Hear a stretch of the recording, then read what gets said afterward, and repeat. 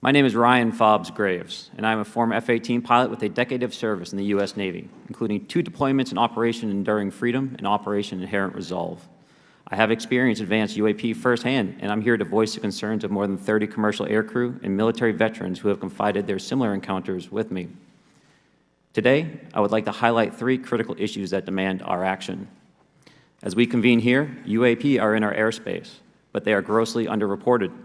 These sightings are not rare or isolated, they are routine. Military aircrew and commercial pilots, trained observers whose lives depend on accurate identification, are frequently witnessing these phenomena. The stigma attached to UAP is real and powerful and challenges national security. It silences commercial pilots who fear professional repercussions, discourages witnesses, and is only compounded by recent government claims questioning the credibility of eyewitness testimony. Parts of our government are aware of more about UAP than they let on, but excessive classification practices keep crucial information hidden. Since 2021, all UAP videos are classified as secret or above. This level of secrecy not only impedes our understanding, but fuels speculation and mistrust. In 2014, I was an F-18 Foxtrot pilot in the Navy Fighter Attack Squadron 11, the Red Rippers, and I was stationed at NAS Oceana in Virginia Beach. After upgrades were made to our jet's radar systems, we began detecting unknown objects operating in our airspace. At first, we assumed they were radar errors, but soon we began to correlate the radar tracks with multiple onboard sensors, including infrared systems, eventually through visual ID. During a training mission in Warning Area Whiskey 72, 10 miles off the coast of Virginia Beach, 2 F-18 Super Hornets were split by a UAP. The object, described as a dark gray or a black cube inside of a clear sphere, came within 50 feet of the lead aircraft and was estimated to be 5 to 15 feet in diameter. The mission commander terminated the flight immediately and returned to base. Our squadron submitted a safety report, but there was no official acknowledgement of the incident and no further mechanism to report the sightings.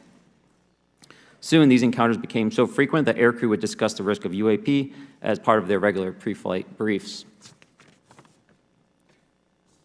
Recognizing the need for action and answers, I founded Americans for Safe Aerospace. The organization has since become a haven for UAP witnesses who were previously unspoken due to the absence of a safe intake process. More than 30 witnesses have come forward, and almost 5,000 Americans have joined us in the fight for transparency at safeaerospace.org. The majority of witnesses are commercial pilots at major airlines. Often, they are veterans with decades of flying experience. Pilots are reporting UAP at altitudes that appear above them at 40,000 feet, potentially in low Earth orbit or in the gray zone below the Kármán line, making inexplainable maneuvers like right-hand turns and retrograde orbits or J-hooks. Sometimes these reports are reoccurring, with numerous recent sightings north of Hawaii and in the North Atlantic. Other veterans are also coming forward to us regarding UAP encounters in our airspace and oceans. The most compelling involve observations of UAP by multiple witnesses and sensor systems. I believe these accounts are only scratching the surface, and more will share their experiences once it is safe to do so. In closing, I recognize the skepticism surrounding this topic. If everyone could see the sensor and video data I witnessed, our national conversation would change. I urge us to put aside stigma and address the security and safety issue this topic represents. If UAP are foreign drones, it is an urgent national security problem. If it is something else, it is an issue for science. In either case, unidentified objects are concerned for flight safety. The American people deserve to know what is happening in our skies. It is long overdue. Thank you. Mr. Grusch. My name is David Charles Grusch. I was an intelligence officer for 14 years, both in the U.S. Air Force, both active duty Air National Guard and Reserve, at the rank of major, and most recently from 2021 to 2023, at the National Geospatial Intelligence Agency, NGA, at the GS-15 civilian level, which is the military equivalent of a full bird colonel. I was my agency's co-lead in Unidentified Anomalous Phenomena and Transmedium Object Analysis, as well as reporting to the UAP Task Force, UAPTF, and eventually, once it was established, the All-Domain Anomaly Resolution Office, AARO. I became a whistleblower through a PPD-19 urgent concern filing in May 2022 with the Intelligence Community Inspector General.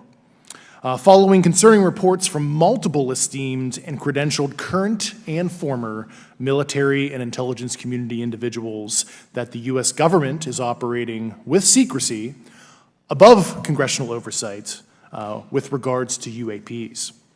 My testimony is based on information I've been given by individuals with a long-standing track record of legitimacy and service to this country, many of whom also have shared compelling evidence in the form of photography, official documentation, and classified oral testimony to myself and my various colleagues. I have taken every step I can to corroborate this evidence over a period of 4 years while I was with the UAP Task Force and do my due diligence on the individual sharing it. This is because of these steps, I believe strongly in the importance of bringing this information before you. I am driven by a commitment of both to truth and transparency, rooted in our inherent duty to uphold the United States Constitution and protect the American people. I'm asking Congress to hold our government to this standard and thoroughly investigate these claims. But as I stand here under oath now, I am speaking to the facts as I've been told them. In the U.S. Air Force, in my National Reconnaissance Office, NRO, reservist capacity, I was a member of the UAP Task Force from 2019 to 2021. I served at the NRO Operations Center on the Director's Briefing staff, which included the coordination of the Presidential Daily Brief and supporting a variety of contingency operations, which I was the Reserve Intelligence Division Chief backup. In 2019, the UAP Task Force Director asked me to identify all special access programs and controlled access programs, also known as SAPs and CAPs, we needed to satisfy our congressionally mandated mission, and we were direct report at the time to the DepSecDef. At the time, due to my extensive executive level intelligence support duties, I was cleared to literally all relevant compartments and in a position of extreme trust, both in my military and civilian capacities.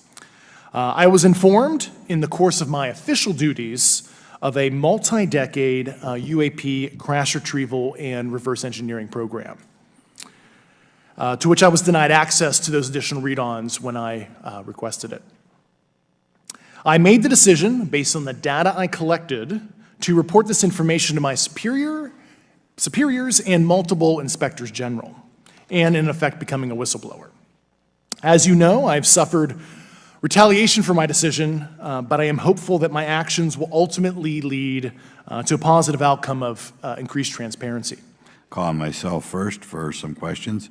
I'm going to start with Mr. Graves. Are pilots that you interact with as part of your organization, do you feel adequately trained and briefed on how to handle encounters with UAPs? No. Right now, military witnesses to UAP have limited options for reporting UAP. But more concerning is that commercial aviation sector has not adapted to the lessons that the military has implemented. The military and Department of Defense has stated that UAP represent a critical aviation safety risk. We have not seen that same language being used in the commercial markets. They are not acknowledging this risk. Okay. What steps do you think you have to be taken to improve a pilot's UAP reporting, be it military or commercial? Right now, we need a system where pilots can report without fear of losing their jobs. There is a fear that the stigma associated with this topic is going to lead to professional repercussions, either through management or perhaps through their yearly physical check. So having a secure system, reducing the stigma, and making this information available through the public is going to reduce the concerns that aircrew have. Could you just give me a little idea of the degree to which reports in the past are not made public right now? Well, I don't think there has been a proper reporting system to gather those reports and thus not report them. So to answer your question, I think there is a dearth of data due to the fact that the reporting has been limited up to this time.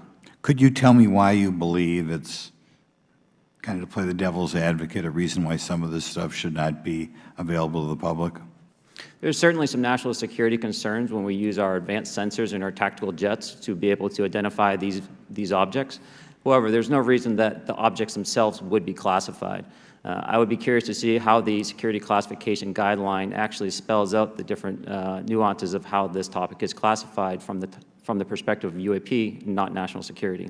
What steps should be taken to better understand and respond to UAP encounters in the interest of national security?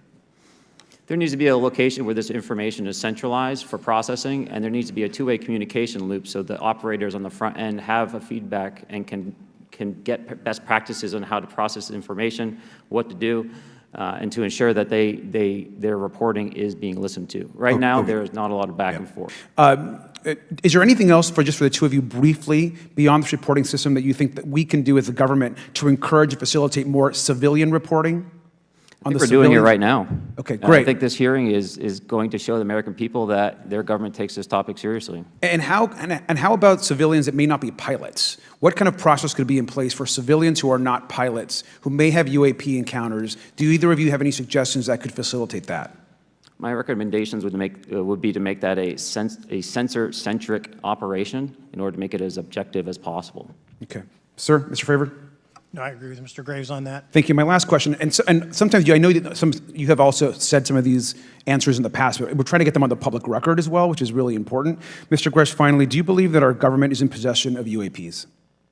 Absolutely, based on interviewing over 40 witnesses over 4 years. And where? I know the exact locations, and those locations were provided to the Inspector General and some of which to the intelligence committees. I actually had the people with the firsthand knowledge provide a protected disclosure to the Inspector General. Thank you. And Mr. Chairman, I would just say that I think that these questions are important questions, and I look forward to being involved in the process to get those answered. I know there'll be a lot of questions from other committee members, so I yield back. Thank you. We'll go to Mr. Burchett himself. Mr. Graves, again, I'd like to know, how do you know that these were not our aircraft? Some of the behaviors that we saw in a working area, we would see these objects being at 0.0 Mach, that's 0 airspeed, over certain pieces of the ground. So what that means, just like a river, if you throw a bobber in, it's going to float downstream. These objects were staying completely stationary in Category 4 hurricane winds. These same objects would then accelerate to supersonic speeds, 1.1, 1.2 Mach, and they would do so in very erratic and quick behaviors that I don't have an explanation for. Mr. Grusch, thank you for being here, brother. Thank you all very much. Have you faced any retaliation or reprisals for any of your testimony or anything on these lines? Yeah, I have to be careful what I say in detail because there is an open whistleblower reprisal investigation on my behalf, and I don't want to compromise that investigation by providing anything that may help provide somebody information. But it was very brutal and very unfortunate, some of the tactics they used to hurt me both professionally and personally, to be quite frank. Yeah. It's very unfortunate. As they say, when you're over the target, that's when they do the most firing at you. Do you have any personal knowledge of people who have been harmed or injured in efforts to cover up or conceal these extraterrestrial technology? Yes. Personally. Have anyone been murdered that you would that you know of or have heard of, I guess? I have to be careful asking that question. I directed people with that knowledge to the appropriate authorities. My first question is, you've identified these as taking place on the East Coast. Is it just on the East Coast where these encounters have been reported? No. Since the events initially occurred, I've learned that the objects have been detected essentially where all operations, Navy operations are being conducted across the world. And that's from the Ultimate Anomaly Resolutions Office reporting. Are there common characteristics to the UAPs that have been cited by different pilots, and can you describe what the convergence of descriptions is? Certainly. We were primarily seeing dark gray or black cubes inside of a clear sphere. I'm sorry, dark gray or black cubes? Yes, inside of a clear sphere, where the apex or tips of the cube were touching the inside of that sphere. And that was primarily what was being reported when we were able to gain a visual tally of these objects. Mr. Grusch, what about you? What was your experience after you came forward? Well, it's only been about 2 months or so, so I guess my experience has been overwhelming support from former colleagues of mine that have privately messaged me, and I do appreciate that. But I do have knowledge of active planned reprisal activity against myself and other colleagues, and it's very, very upsetting to me. Coming from where? Certain senior leadership at previous agencies I was associated with. And that's all I'll say publicly, but I can provide more details in a closed environment. Okay.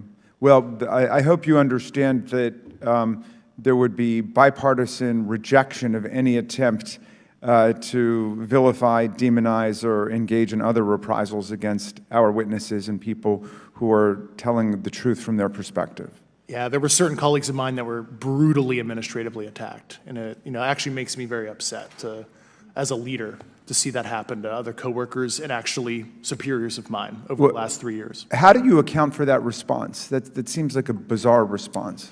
I call it administrative terrorism. That's their quiver, their tool in the toolbox to silence people, especially, the career government service cares about their career, cares about their clearance, their reputation to climb the ladder. And when you threaten that career path, a lot of people back off. But I'm here to represent those people. Mr. Grusch, in speaking to you yesterday, I just wanted to follow up on Representative Raskin's questions. In the last couple of years, have you had incidences that have caused you to be in fear for your life for addressing these issues? Yes, personally. Okay. Yeah. I just want everyone to note that he's coming forward in fear of his life. To put in perspective, if they were really not scared about this information coming out, why would someone be intimidated like that? To your knowledge, are NHIs working with adversarial foreign governments in either technology exchange programs or back engineering programs?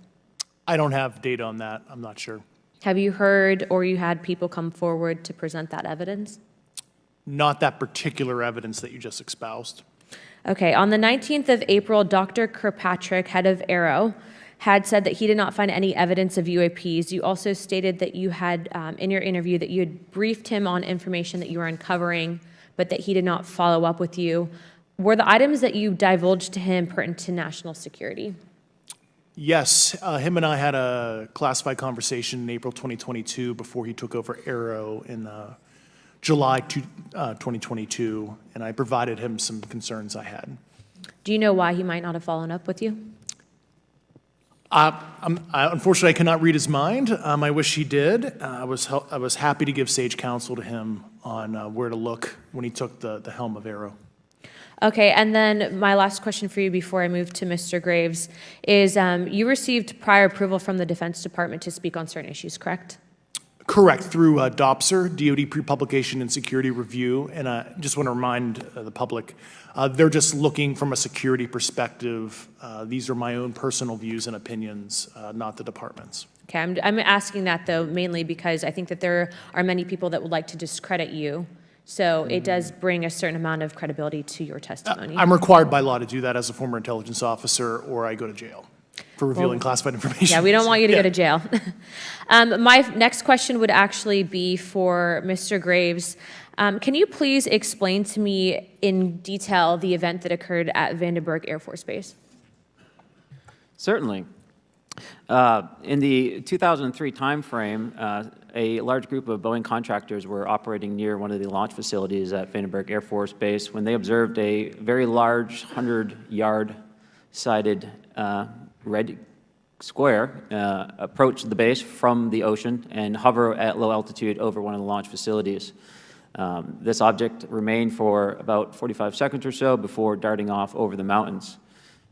There was a similar event within 24 hours later in the evening. This was a morning event, I believe 8:45 in the morning. Later in the evening, post-sunset, there were reports of other sightings on base, including some aggressive behaviors. These objects were approaching some of the security guards at rapid speeds before darting off. And this is information that was received through one of the witnesses that have approached me at Americans for Safe Aerospace. Was this documented in any official form, whether it was a police blotter? Yes, they had official documentation and records from the event that the witness held over the years. Okay, and then another question on follow-up referencing the gimbal video Go Fast incident. Can you just clarify, because to our understanding, the footage was actually cut off at a certain point, but what happens at the end of that video, just for those Americans specifically there that are wanting to know about the rest of that footage? Certainly. There was some uncertainty or instability with the object. It seemed to rock a bit, and that's the last last I had seen of the video. Much of the data that I would recommend be analyzed would consist of radar data that would provide precise kinematics on the object, as well as the fleet of objects that were operating nearby. Okay, and follow-up, in regards to the reporting procedures that Mr. Garcia had addressed on, as well as Representative Burchett, with the FAA, to your understanding, pilots that are seeing this, commercial airline pilots, are they receiving cease and desist letters from corporations for coming forward with information in regards to safety for potential airline passengers? I have been made privy to conversations with commercial aviators who have received cease and desist orders. So the American public should know that corporations are putting their own reputations on the not the line, but ahead of the safety of the American people. And I think, would you agree with that statement? It appears so. Mr. Grusch, as a result of your previous government work, have you met with people with direct knowledge or have direct knowledge yourself of non-human origin craft? Yes, I personally interviewed those individuals. Do you have knowledge or do you have reason to believe that there are programs in the advanced tech space that are unsanctioned? Yes, I do. Okay. Yeah. And when you say that they're above congressional oversight, what do you mean? Complicated question. So there's, some, I would call it abuse here. So congressional oversight of conventional special access programs, so I'll use Title 10, so DOD as an example, right? So 10 U.S. Code Section 119 discusses congressional oversight of SAPs, discusses the DepSecDef's ability to waive congressional reporting. However, the Gang of Eight is at least supposed to be notified if a waived or waive-bigoted unacknowledged SAP is created, and that's public law. Well, so that how does, I mean, I don't want to cut you off, but Yeah. how does a program like that get funded? I will give you generalities. I can get very specific in a closed session, but misappropriation of funds and Does that mean self-fund. that there is money in the budget that is said to go to a program, but it doesn't, and it goes to something else? Yes, I have specific knowledge of that. Yep. Do you think U.S. corporations are overcharging for certain tech they're selling to the U.S. government, and that additional money is going to programs? Correct, through something called IRAD. Okay. Satellite imagery. Let's talk about satellite imagery. We have satellites all over the place, some that we're aware of and many that we're not aware of, right? We're taking pictures of everything at every point and second. Mr. Grusch, are you aware, do you have direct knowledge, or have you talked to people with direct knowledge that there are satellite imagery of these events? That was one of my primary tasks at NGA, since we process, exploit, and disseminate that kind of information. I've seen multiple cases, some of which, to my understanding, and of course, I left NGA in April, so that's my information cutoff date. But I personally reviewed both what we call overhead collection and from other strategic and tactical platforms that I could not even explain prosaically. And I have a degree in physics, by the way, as well. And I am aware that you guys have not seen these reports, unfortunately. And I don't know why. Do you have direct knowledge, or you've spoken to people with direct knowledge that this imagery applies to crash sites, crash imagery? I can't discuss that in an open session. Okay. Do you have any information that the U.S. government is involved in a disinformation campaign to deny the existence of certain UAPs? I can't go beyond what I've already stated publicly in my News Nation interview because it touches other sensitivities. I was wondering if you could speak a little bit about the interactions between defense contractor companies and any UAP-related programs or activities. So I'll just say that the information about the contractor themselves were provided by a witness, and I have no particular detail in that relationship.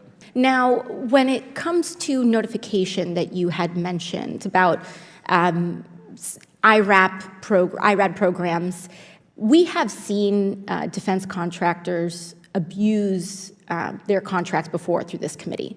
I have seen it personally, and I have also seen the notification requirements to Congress abused. I am wondering, one of the loopholes that we see in the law is that there is, at least from my vantage point, is that depending on what we're seeing, is that there are no actual definitions or requirements for notification. What methods of notification did you observe? Like when they say they notified Congress, how did they do that? Do you have insight into that? For certain IRAD activities, I can only think of ones conventional in nature. Sometimes they flow through certain, I'll just say, SAP programs that have cognizant authority over the Air Force or something, and those are congressionally reported compartments, but IRAD is literally internal to the contractor, so as long as it's money, either profits, private investment, et cetera, they can do whatever they want. To put a finer point on it, when there is a requirement for any agency or company to notify, or any agency to notify Congress, do they contact the chairman of a committee? Do they get them on the phone specifically? Is this through an email to hypothetically a dead email box?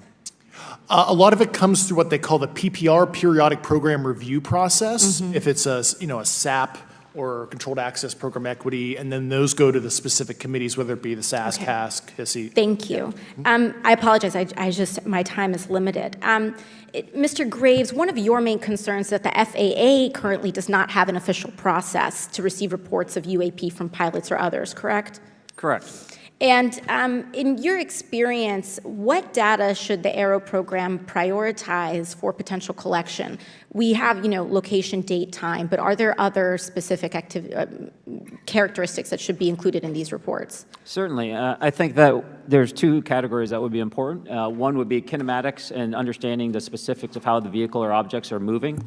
And the second would be a more zoomed out approach of being able to look at origin and destination before the incident, as well as getting a better contextual understanding of how these objects are interacting with each other. There's been a lot of things that have been said in the public, Mr. Grusch, and so I want to get down to, if we can, some specifics, right?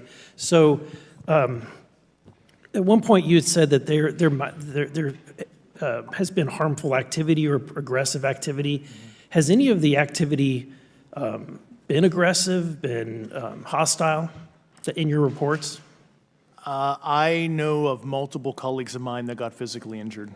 And the activity, and I got to... By UAPs or by people within the federal government? Both. Okay, Yeah. so there has been activity by alien or non-human technology and or beings that has caused harm to humans? I can't get into the specifics in an open environment, but at least the activity that I personally witnessed, and I have to be very careful here, because they tell you never to acknowledge tradecraft, right? So what I personally witnessed, myself and my wife, was very disturbing. Okay. One of my constituents actually sent this next question, and I figured I'd ask it since I had the same thought. You've said that the U.S. has intact spacecraft. You said that the government has alien bodies or alien species. Have you seen the spacecraft? I have to be careful to describe what I've seen firsthand and not in this environment, but I could answer that question behind closed doors. Yeah. And have you seen any of the bodies? That's something I've not witnessed myself. Okay, and so with that being said, and the other statement that has been made that was intriguing to me it's intriguing because my view has been that we are billions of light years away from any other system.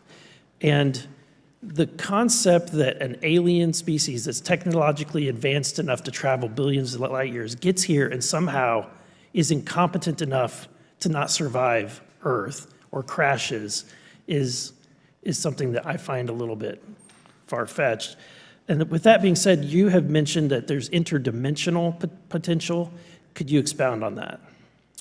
Yeah, to answer your first question, and I'm here as a fact witness and expert, but I will give you a theoretical framework, at least to work off, to kind of espouse crashes, regardless of your level of sentience, right? Planes crash, cars crash, n number of sorties, however high, a small percentage are going to end in mission failure, if you will, as we say in the Air Force.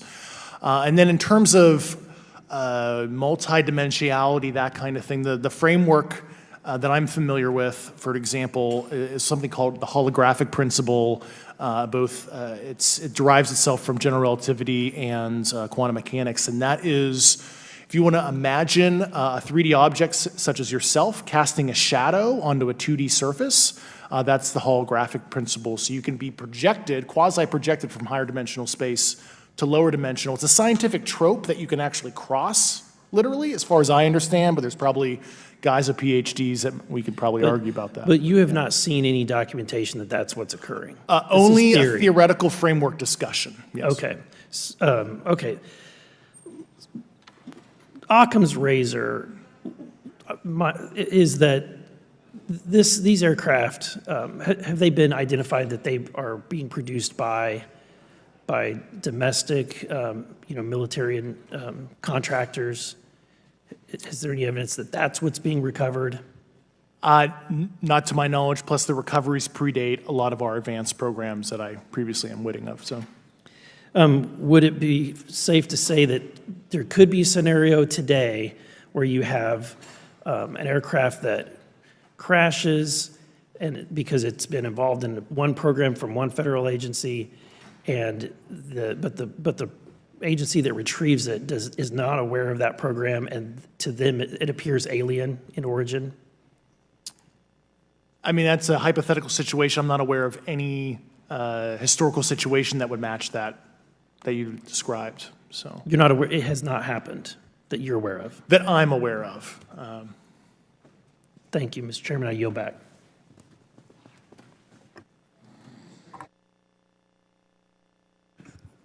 Several months ago, my office received a protected disclosure from Eglin Air Force Base indicating that there was a UAP incident that required my attention.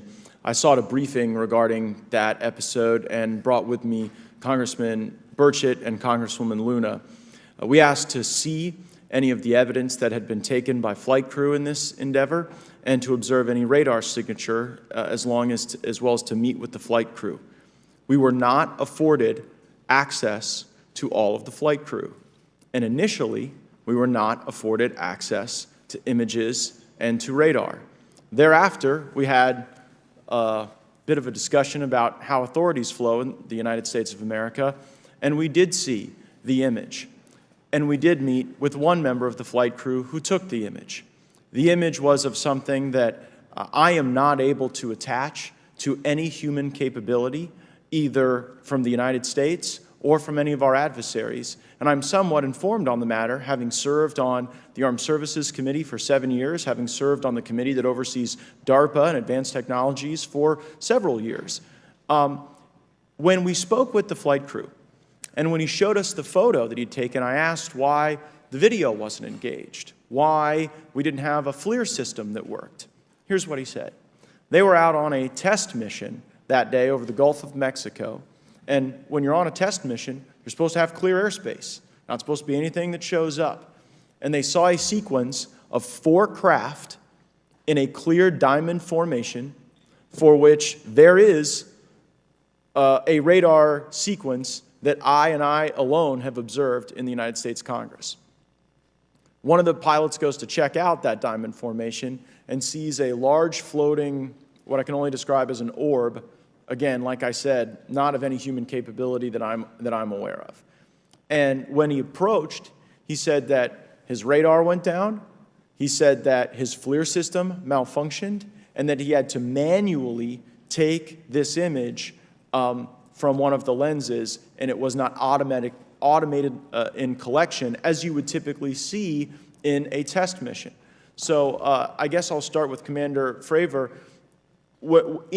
How should we think about the fact that this craft that was approached by our pilot had the capability of disarming a number of the sensor and collection systems on that craft? Well, I think this goes to that national security side, and you can go back through history of things showing up at certain areas and disabling our capabilities, which is disheartening. And for us, I mean, like I said, it completely disabled the radar on the aircraft when it tried to do it, and the only way we could see it is passively, which is how he got that image. So I think that's a concern on what are these doing, not only how do they operate, but their capabilities inside to do things like this.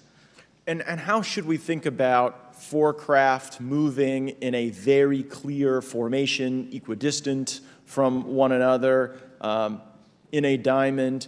In all of the phenomenon, perhaps, Mr. Grave, that you've analyzed, Have we ever seen multiple craft in a single formation? I have one particular case, and that was during the gimbal incident. The recording on the AT FLIR system shows a single object that rotates.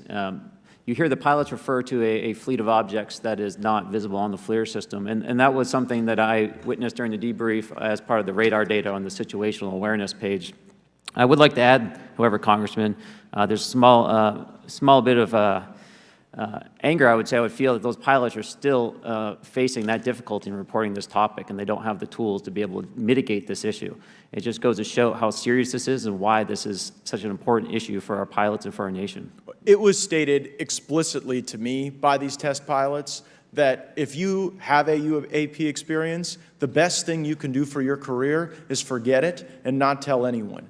Because any type of reporting, either above the surface or below the surface, does have a perceived consequence to these people, and that is a culture we must change if we want to get to the truth. Okay. You've stated that the government is in possession of potentially non-human spacecraft. Based on your experience and extensive conversations with experts, do you believe our government has made contact with intelligent extraterrestrials? Something I can't discuss in public setting. Okay, I can't ask when you think this occurred. If you believe we have crashed craft, stated earlier, do we have the bodies of the pilots who piloted this craft? As I've stated publicly already in my News Nation interview, biologics came with some of these recoveries, yeah. Were they, I guess, human or non-human biologics? Non-human, and that was the assessment of people with direct knowledge on the program I talked to that are currently still on the program. And was this documentary evidence, this video, photos, eyewitness? Like, how would that be determined? The specific documentation I would have to talk to you in a skiff about. Gotcha. Mr. Grusch, I might have asked this before, but I want to make sure. Do you have any personal knowledge of someone who's possibly been injured working on legacy UAP reverse engineering? Yes. Okay. How were they injured? Is it something like a radioactive type situation or something we didn't understand? I've heard people talk about Havana syndrome type incidences. What was your recollection of that? I can't get into specifics, but you can imagine assessing an unknown unknown. There's a lot of potentialities you can't fully prepare for. How do you think we ought to handle UAP whistleblower complaints like yours in the future?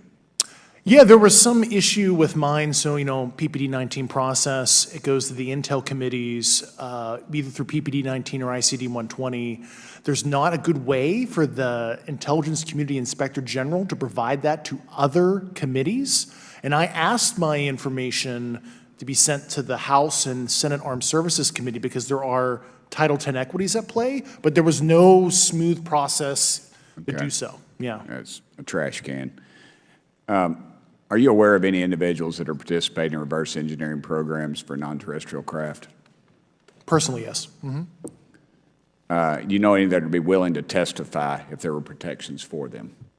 Certainly closed door and assurances that breaking their NDA, they're not going to get administratively punished for so.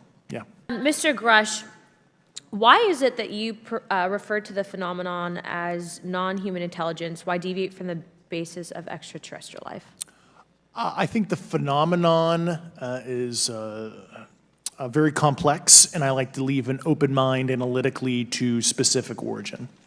When you say specific origin, are you referring, can you elaborate on that for those that might not? If it's a traditional extraterrestrial origin or something else that we don't quite understand from either a biological or astrophysics perspective, yeah, I just like to keep an open mind on what it could be, yeah. Okay, and referring to your News Nation interview, you had referenced specific treaties between governments. Article 3 of the Nuclear Arms Treaty with Russia identifies UAPs. It specifically mentions them. To your knowledge, are there safety measures in place with foreign governments or other superpowers to avoid an escalatory situation in the event that a UAP malevolent event occurs? Yeah, you're referring to actual a public treaty in the UN Register. It's funny you mentioned that. Yeah, the Agreement on Measures to Reduce the Risk of Outbreak of Nuclear War, signed in 1971.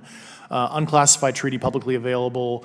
And if you cite the George Washington University National Security Archives, you will find the declassified in 2013 specific provisions in the specific red line flash message traffic with the specific codes pursuant to Article 3 and Article, also Situation 2, which is in the previously classified NSA archive.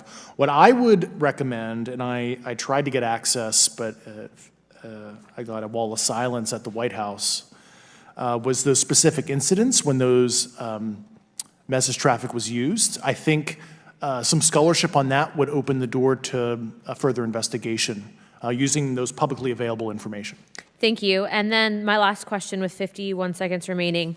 You mentioned white-collar crimes potentially being taking place in regards to a cover-up. Can you please elaborate? I have concerns based on the interviews I conducted under my official duties of potential violations of the Federal Acquisition Regulations, the FAR.